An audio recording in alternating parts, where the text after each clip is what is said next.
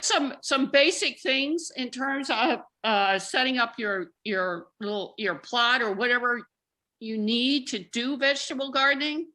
One thing is you need 6 hours of sunlight, and I can't emphasize this enough. Is a lot of people will think they have an open area, but it gets too much shade. So really look and make sure you got your 6 hours of sunlight. Soil, make sure it drains well and doesn't, because we have very heavy clay, which means you're going to have to work it if you don't have either raised beds or you're growing in pots. And the way potting soil is good, a good way, but you have to work it into the soil itself. My raised beds, I tend to alternate years. Some years I put in potting soil and some years I put in compost. So there's a lot of potting soil actually mixed in with my particular raised beds. The other thing is, if you're just starting out, it's a good idea to test your soil to know what you've got, because you need to have at least the right pH. If you don't have the right pH, things aren't going to do well. Most vegetables do well between 6.2 and 6.8. And I'm going to show you on my screen. But this is a test kit you can get at Home Depot or Lowe's or any nursery. And the nice thing about it, it does both pH as well as your 3 main nutrients. So and it's only like $7-8 to do it. And you can actually do several tests. So I recommend this. For me, my beds are set up, so I don't test every year. I just test every other year or so. One way to make good soil, and I'll keep coming back to talking about soil, because soil is the first thing you gotta make set up. You can either, in shallow beds, either condition the soil first and make sure there's plenty of organic matter in it. That's compost.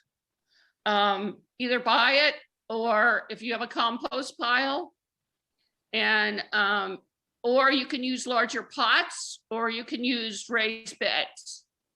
The nice thing about pots or raised beds, you put in the soil. You don't have to recondition what's there. So I'm always big on raised beds, though I do grow vegetables in my normal flower garden, things that are pretty hardy that come back. For instance, I happen to have tons of garlic. They're just reseeds in my garden. In fact, I call my garden the garlic garden. And chives come back year after year after year. But all right, if you want to start seeds indoors, the important thing is to make sure you have enough sunlight. And most people who start indoors have to use one of those specific lights, plant lights, to get them started, or else they're very, very stringy. Your alternatives, in other words, you go to the store, they've already planted it for you and they've got it started for you.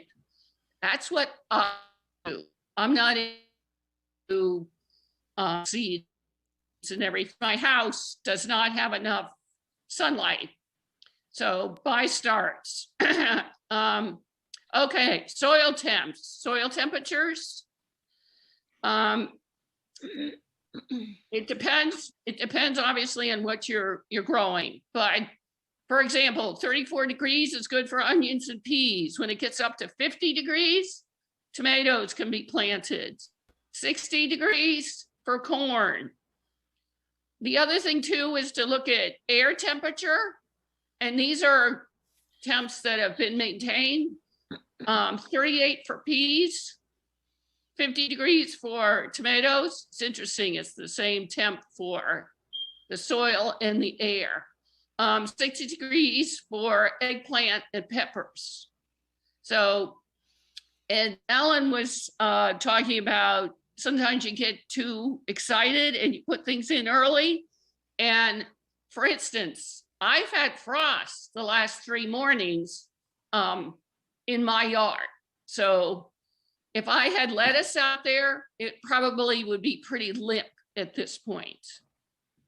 Let's go to the second slide. Okay. Okay. The other thing you always have to work on is pest control. And the question is how to do it. And in reality is you have to go out there every day and look and see what you got. Because sometimes it's just a matter of when you water with a hose that's got enough oomph that you can wash off the pests, depending on what they are. But you can use cloches. Those are, well, the French used glass ones, but you also can use milk jugs, and you cut off the bottom and take off the cap on the top, and you just cover the item, and it helps with pest control. It also helps keep the particular plant watered. In other words, they don't dry out as fast. Row covers, if you have a lot of space that you need to cover, row covers are a way to do it. And cold frames are another way to do it. But cold frames you have to really watch, because if a pest gets in there, they're stuck in there and they will just go after whatever you've planted. So, but I have found cold frames are probably the best way to start things. Fertilizing, really look at, if you've done some soil testing, base it on what the results are from your soil testing, because your soil testing is going to tell you how much nitrogen, phosphorus, and potash is already in your soil. And you need to buy a fertilizer that complements that. If you're low in nitrogen, you'll need to get a high number nitrogen fertilizer. If you're low in phosphorus, you'll have to get a high number fertilizer or potash. And sometimes if you're putting directly in the soil, it tends to be more acidic. So you're going to have to bring the pH, raise the pH. So there are ways to do that. And one of the ways is to use alum-based materials. And what I would do is, what I do is I go to Concentrates in Milwaukee and I buy a big bag. I use it. That usually lasts me several years, actually. And I'll put I'll mix the fertilizer with a little bit of the alum, and that helps to bring the pH up in soil that's, just in your garden. The other thing is watering. And the best way to do it is a good soak. So that's why soaker hoses are probably the most highly recommended way of doing it. Sometimes if you have a lot over at Lusher Farms, you have to do it with a hose. So make sure they get at least an inch of water from April to September. But when we get really hot, you want at least 2 inches. And a way to measure that is to take an empty can, tuna fish can, bury it in the soil off on a corner of your lot. And when that fills up, that's about an inch. So if you need 2 inches, you need to dump it out and measure it again and make sure it's 2 inches.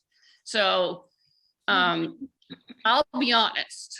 I would say during the hot, dry summers, in my raised beds, I probably do even more than 2 inches per week. So, Okay, why don't we start with questions? Because that's kind of the basics. And go ahead, and if I can't answer it, what I recommend is always going to the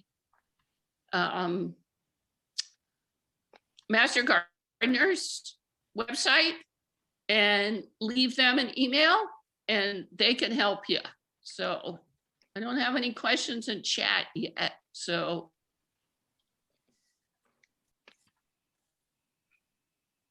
Hi, it's Marjorie.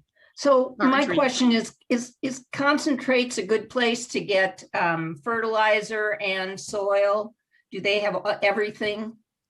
They've got, well, especially they have what I call additives. So they will have, yes, that's where I get my compost, mainly because you can buy it in much larger quantities. It's still wrapped in plastic. Yeah. But you can get it in much larger quantities than you can at Lowe's or Home Depot or most nurseries. Okay. And they'll have, you know, a variety of potting soils. They have a variety of compost. If you want to get into fish meal and a lot of those types of organic fertilizers, they have them. And they answer your questions. Nice. So have you been there, Mark? I haven't, but speaking of fish meal, I used the concentrate last year. I had a really good year. I mean, maybe it was because of the fish meal. I don't know, but I'll do that again for sure. I mean, fish meal is great. One thing to be careful of, if you have dogs that like to dig, they'll go after it. So this is up at Lusher. Yeah. I sort of have two sections to my yard. One is fenced in where the dogs go.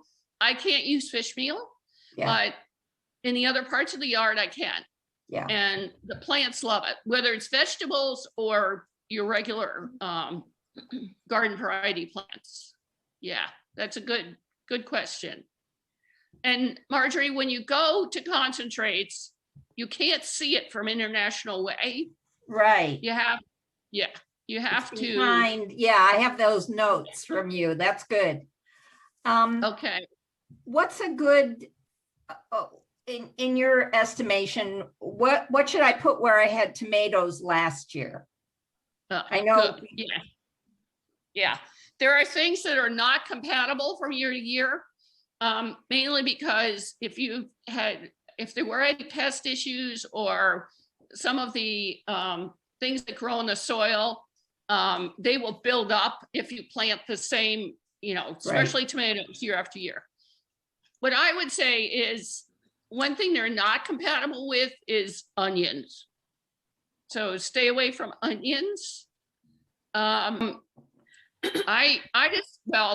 What you can do, depending on how much room you have, you can move it, from one end of your plot and move it to the other end.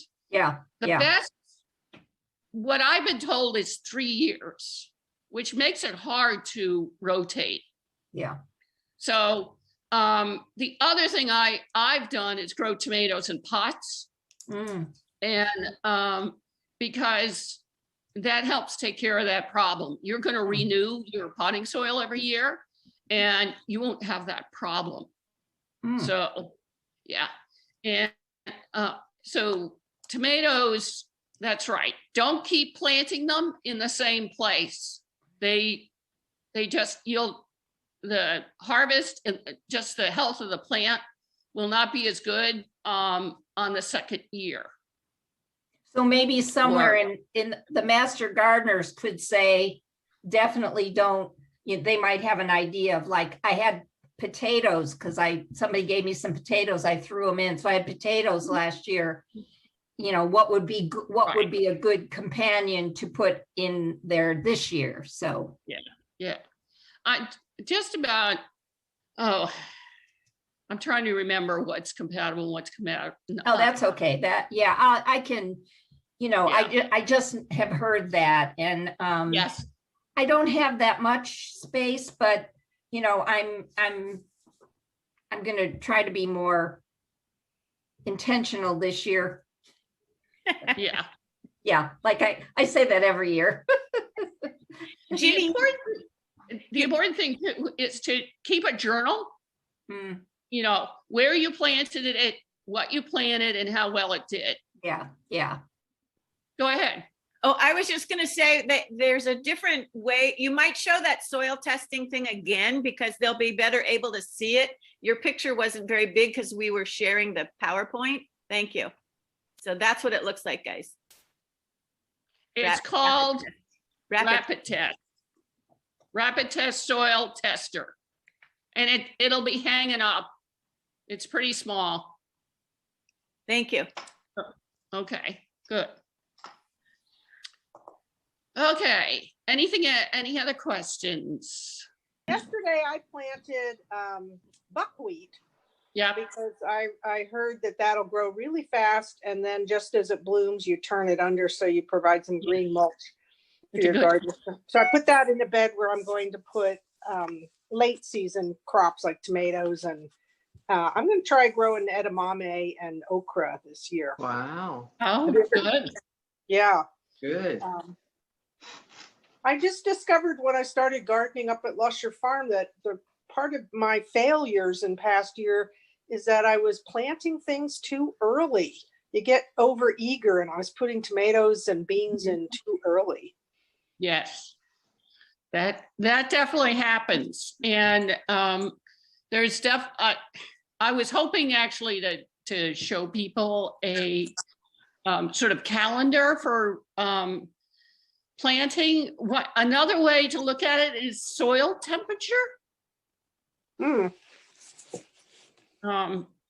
Because and if you don't have a soil temperature probe, it's something that's convenient to have, because what you'll find is things planted in pots and raised beds warm up faster than in the regular ground. Penny, can I ask another question before I have to take off? It's Ellen. Yeah. It's about corn. Last year, I grew corn, and so did my neighbor in my farm plot. And I think they cross-pollinated with each other, and both of us had awful corn. So, it was awful. Yes, and that can happen. I'll be honest, I don't grow corn because I've never been able to grow stuff that was edible for me. I always ended up giving it to the birds. It's corn is one of those things that takes a lot of water, and I think you have to be able to grow several stalks. You know, if you just put in a few plants, they may not do as well. So, Well, I had a whole plot of it, and so did he, but our theory really? was that you can't cross species without ruining it. So yeah. we had different varieties. Anyway. Okay. But one of the things, because Ellen, who has had to take off, she is planting what we call a winter crop. She put in buckwheat. I also put every year, I put in crimson clover. So the area that you planted for vegetables, you can buy crimson clover. Well, Concentrate sells it, 7D sells it. You won't find it at Home Depot or Lowe's or any of those, but in a good nursery, you can find what they call cover crops, winter cover crops. And for crimson clover, you put it in the fall before it starts freezing.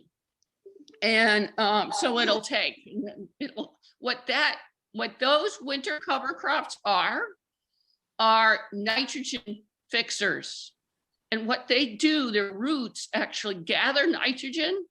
So in the spring, when you're ready to either test your soils or put additives in on your soil, you actually sort of hoe it up and you dig it into the garden. You do not harvest it. Huh. I literally grow it on my raised beds, and then I bring in compost, or if it's a potting soil year, whatever, and I just dump it on top and bury it. And so that way, the nitrogen that's been fixed is going to stay in the soil. And it's, you know, it helps to aerate the soil and everything else. So winter crops, winter cover crops are a good way, because one of the things that our rain does is, especially in a raised bed or an area that you've gotten ready for gardening, the winter rains will wash out so many of the nutrients. And what winter cover crops do is help to maintain those and keep it. So that's definitely worth it. The other thing I would say is to, when you're, you know, digging things up and turning things before you plant, look and see how your soil feels. Because if it's, you know, if it's still really, this is if you're actually gardening right into the ground, if it's still very clayey, keep working it. Because, and the thing you have to remember is the roots go down quite ways. So you're gonna, if you are not using, you know, raised beds or pots or something, you got to go down at least 6 inches, if not 8 or 10, and work it and get organic matter in there. And now, the other thing, sometimes you'll hear people say, because of our clay soil, to mix sand with it, don't bother. Because the size of the grain of the sand compared to the clay particles is huge. So it's kind of like putting stones in your, and you're not really doing any good.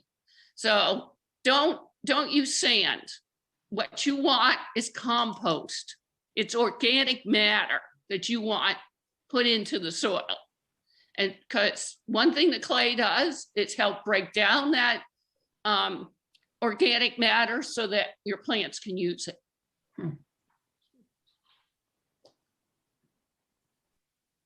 I know everybody wants to get back outside. Vicki, any questions? Ramona?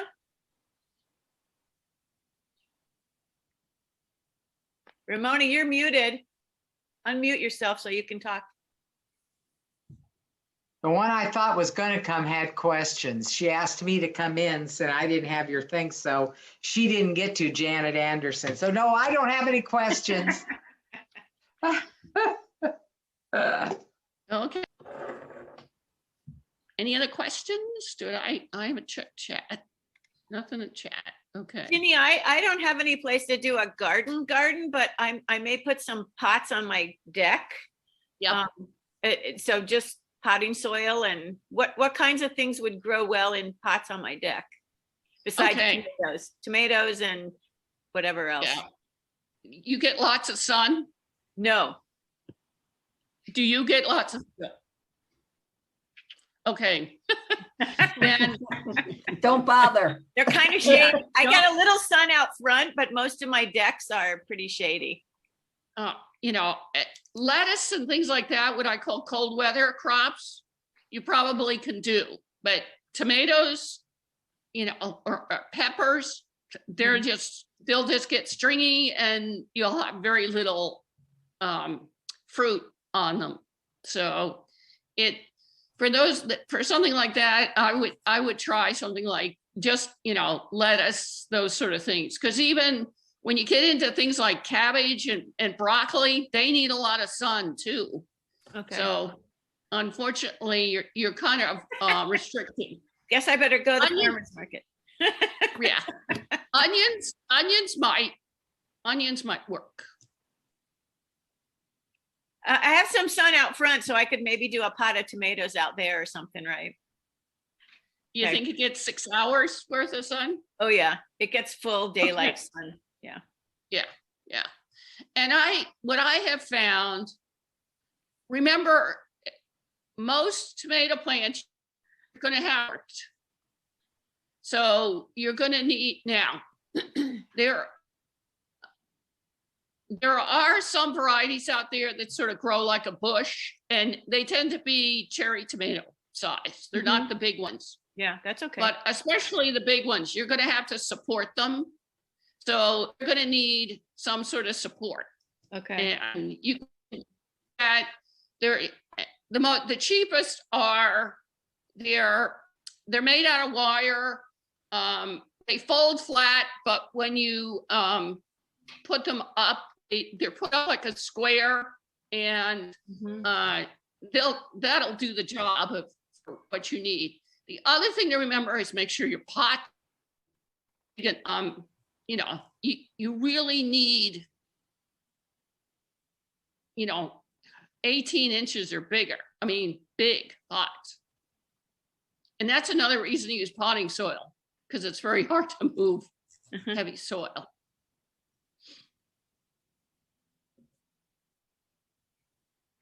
Thank you. Yeah. The one thing I find sometimes about tomatoes around here, a lot of my tomatoes will not, turn red or yellow or whatever the variety is until very late in the season. And sometimes you get to the point where, oh, I'm going to have freezing weather. So there are tricks you can, at the very end of the season, just before you can literally pull up the plants by the roots, shake off all the soil, and you hang them upside down in your garage, assuming it doesn't freeze in your garage, and they will gradually ripen. We should probably do another session about what, late July or August, to talk to people about fall and harvesting and everything. Yep. Yeah. And the important thing when you're first planting is to go out there and make sure your plants aren't being eaten. So a lot of times it means going out at night with a flashlight and making sure, slugs haven't found them, and picking off the slugs. Or other little bugs. And you take a leaf and you turn it over, because a lot of the pests go after the leaf underneath. They're not necessarily on the top or the edge, or they're next to the stem. And sometimes they're really small. So, I mean, aphids are one of the things that they like certain things, and they'll, especially newly sprouted stuff, aphids will go after them. And, you can hose those off. So, but you have to go out and you have to look. You have to watch. That's another advantage of raised beds. It's harder for the pests to get to the items. So, but making raised beds, that's, that's a lot of planning. That's a real project. And that's why when I lived in my townhouse, I did a lot of vegetables in pots. And because I didn't have the space, but it also was easy in terms of the pests and things. And if for some reason you think a plant's not doing well somewhere, you can move it, to another spot. You can't do that if you plant it in the ground or in a raised bed. So, because there's a lot of things, some people want from seeds and growing from seeds. Some things don't do well once they've sprouted and then you have to move it into your garden, they're not happy. So, I find it's better. That's the other reason I get the starts. They already have growth on them. They have some heft to them, and it's just easier, much easier. Okay. Great. Anybody else have questions? Louise came on late. I don't know if she has any questions. Vicky, did you have any questions? You can unmute yourself, or I can unmute you. You can unmute yourself. So I have a question that's not related to vegetables. Go for it. Go ahead. I have some very, very leggy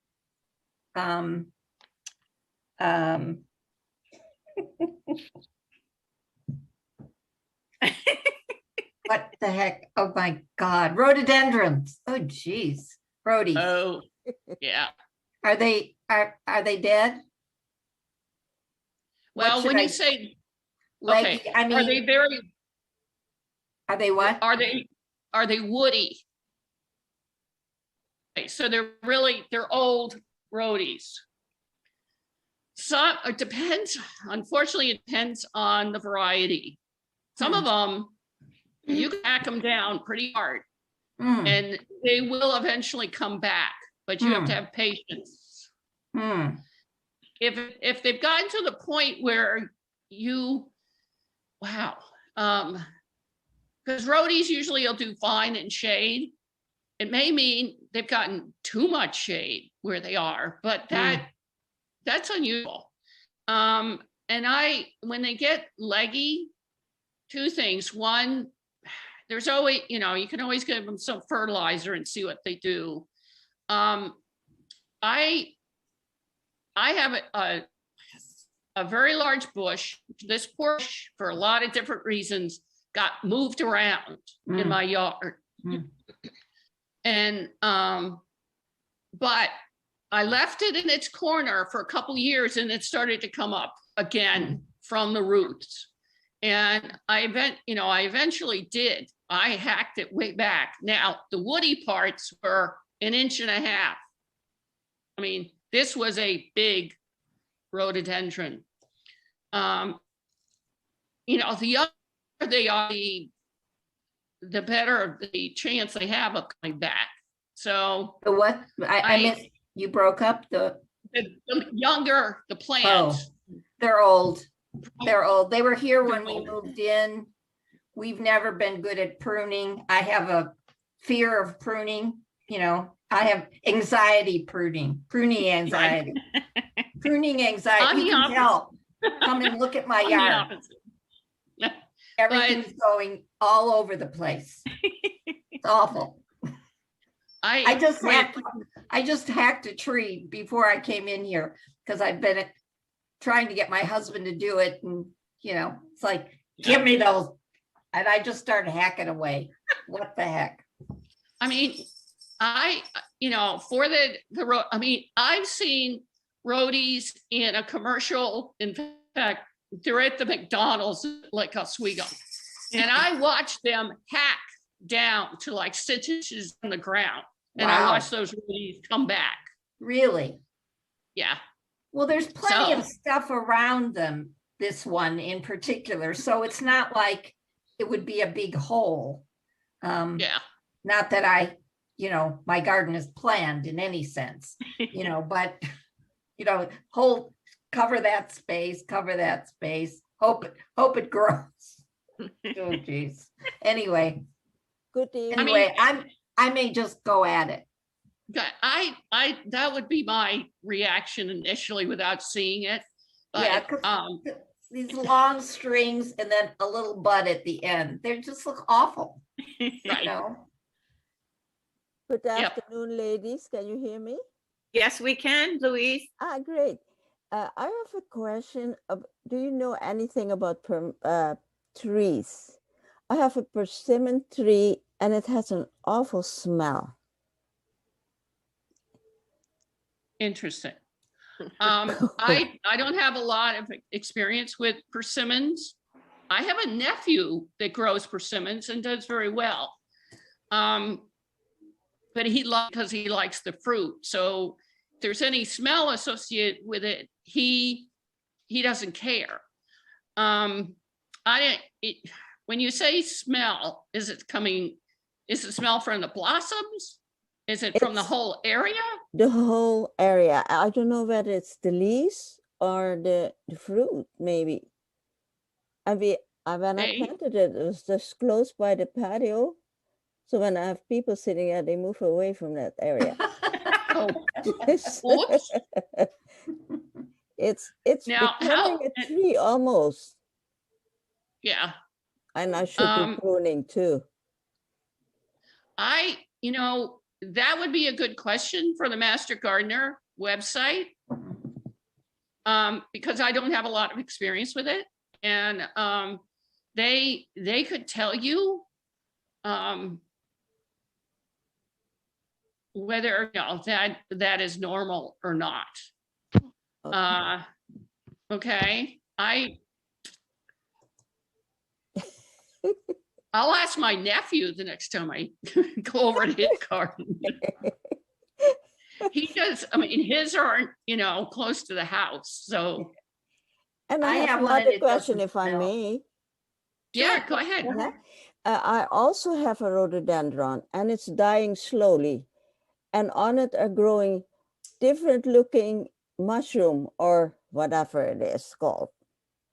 Oh, on the trunk? Yeah. Yeah. I would, if it's a very large old woody one, Yes. I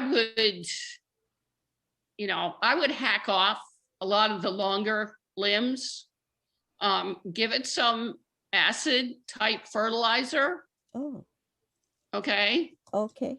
Rhodies like acid. That's why they're such a native of the Northwest, is they like acid soil. Okay, I'll do that. So, yeah. Because I have been hacking off the one that carried that. It's not a mushroom, is it? What is it called? It's a fungi family. And that, unfortunately, you have to see them. And I'm not an expert in them. It's some of them aren't doing anything. It's okay. Mm-hmm. Some of them indicate something's going on with the soil. Mm-hmm. But it sort of depends which one it is. How about the other plants around? Are there other plants around it? Yes, azaleas, all acid loving. Okay. And they're doing fine? Yes. They're doing okay? Yes. Yeah. It probably just means your rhodie's kind of old. It is.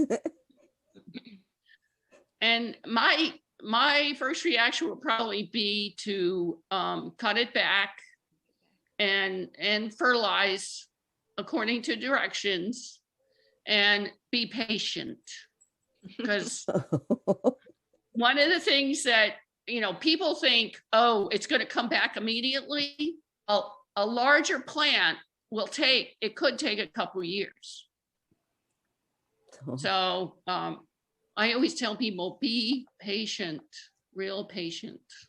Oh my gosh. I will be patient. By then I reach 100 probably. No. Good job.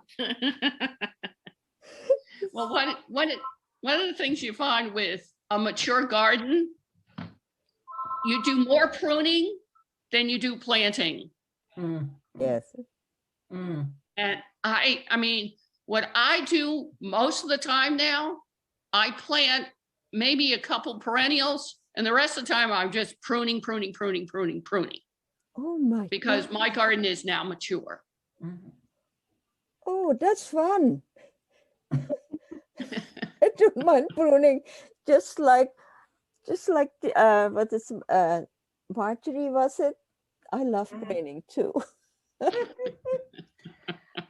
Let's both have fun and a coffee. I'm afraid to prune. I'm afraid I'm going to kill everything. And I don't know where to prune and, oh God, I'm awful. I'm Exactly. terrible. Louise, will you come to my house? Yeah, let's have a glass of wine and just start pruning then. Oh, I love that. My new best friend. Sounds good, Louise. Okay, it's the deal. Does anyone else have questions for Ginny? No, thank you so Yeah. much. It was informative. Great. Okay. Well, we did, Louise is probably the only one that didn't hear this, but we did record this session and Joan will do editing and then we'll post it on our Willow Village YouTube channel.